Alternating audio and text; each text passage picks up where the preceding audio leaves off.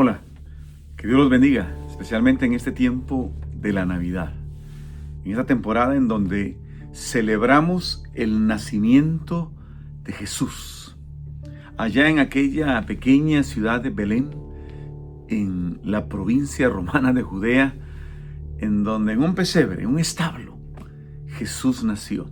Es decir, Dios se hizo hombre. Y le damos a Él toda la honra y la gloria y lo celebramos desde lo más profundo de nuestro corazón. Y le decimos al Señor: Señor, gracias por ser quien eres y por amarnos de la manera en que nos has amado. Y con ello en el corazón y en la mente, vamos ahora al libro de Génesis, en el capítulo 18, en donde se da la promesa de otro niño. En este caso no fue Jesús, sino que esta promesa vino a dos de los mayores personajes que encontramos en la palabra de Dios, a Abraham y a Sara.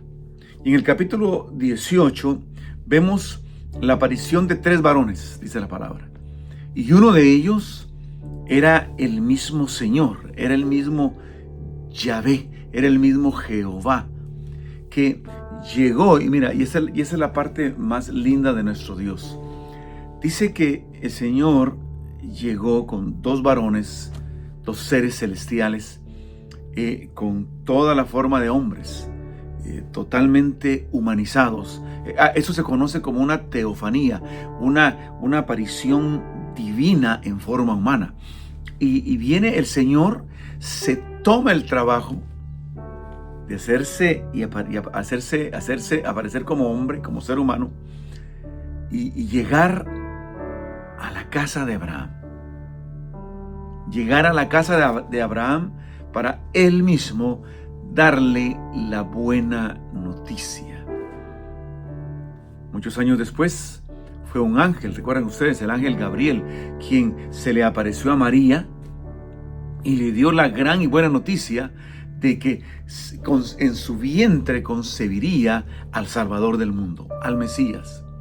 Ahora el mismo Señor se aparece a Abraham y a Sara y llega con la preciosa noticia de que serían padres. Y el fruto que nacería de ese anuncio y del amor de ellos sería Isaac. Y me llama la atención cuando leas esto en los primeros versos, cómo el Señor, cuando llega, Abraham le atiende. Abraham le recibe y dice que fue a buscar lo mejor de su ganado. Le pidió a Sara que lo cocinara. Y en aquellos tiempos la costumbre era que el hombre sirviera a sus invitados. La mujer no lo servía, sino que era el hombre quien servía a sus invitados. Y Abraham se dispuso con todo su corazón a servir a sus invitados. En ese momento, en la parte inicial, él no sabía realmente que era el Señor quien lo venía a visitar. Pero en su corazón, él era un hombre servicial. Vemos entonces las características de Abraham y de toda persona que verdaderamente conoce a Dios. Y Abraham es el padre de la fe. Él conocía a Dios, él amaba a Dios, él servía a Dios. Y recordemos, años atrás, él había recibido esa promesa que de su descendencia él la levantaría como estrellas en los cielos, como arena en el mar. Es decir, la descendencia de Abraham sería una descendencia grande, abundante. ¿Por qué? Porque eso también había en el corazón de Abraham. Él era un hombre servicial, él era un hombre generoso y lo demostró con sus invitados. Entonces, las cosas grandes y buenas de Dios es para aquellos que están dispuestos a servir, están dispuestos a ser generosos. Muchas veces nosotros queremos que Dios haga grandes cosas en nuestra vida, pero nos metemos en nuestro pequeño mundo y desde ahí de allí no salimos. Y no nos disponemos a servir, no nos disponemos a ser generosos. Y así es muy difícil que el Señor pueda hacer algo con nosotros, en nosotros y a través de nosotros. Y por eso cuando el Señor llega a la casa de Abraham, Abraham le recibe. La pregunta es, ¿qué actitud tú y yo tenemos en la vida? La pregunta para ti es, ¿qué actitud tú tienes en la vida? ¿Eres una persona servicial? ¿Eres una persona generosa? como cristiano, como cristiana? ¿Lo eres? ¿O eres de las personas y cristianos que aún viven dentro de sí mismos nada más? Que no logran salir de sí mismos. Que la vida empieza con ellos y termina con ellos. Que son aquellos cristianos yoyos. Es decir, yo. Abraham no era así.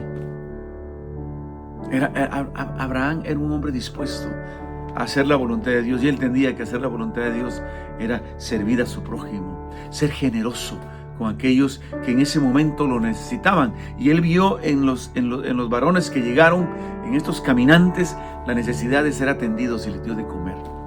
Les dio lo mejor de su casa, les dio lo mejor de su servicio. ¿Eres tú ese tipo de persona? Pero bueno, la historia sigue, y dice que el Señor se revela a Abraham y le dice que de él, que en menos de un año, su mujer quedaría embarazada y daría a luz un hijo.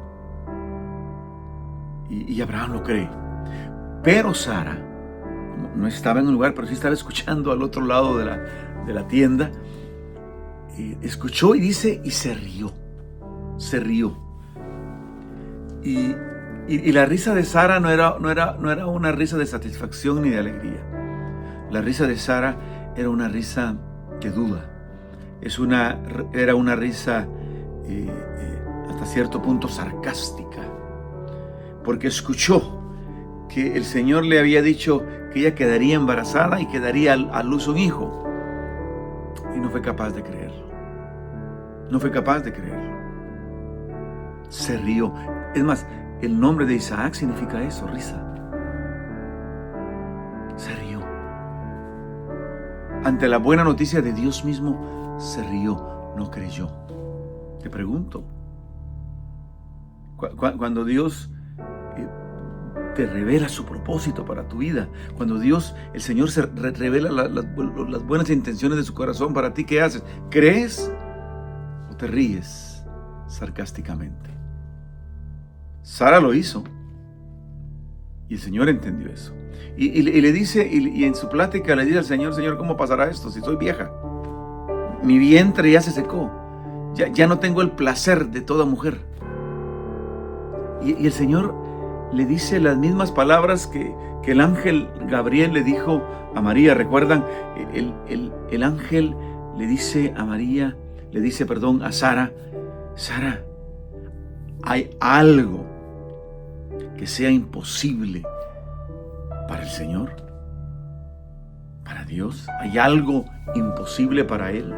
Y la respuesta obviamente es no. La respuesta que le dio el ángel a María fue la misma.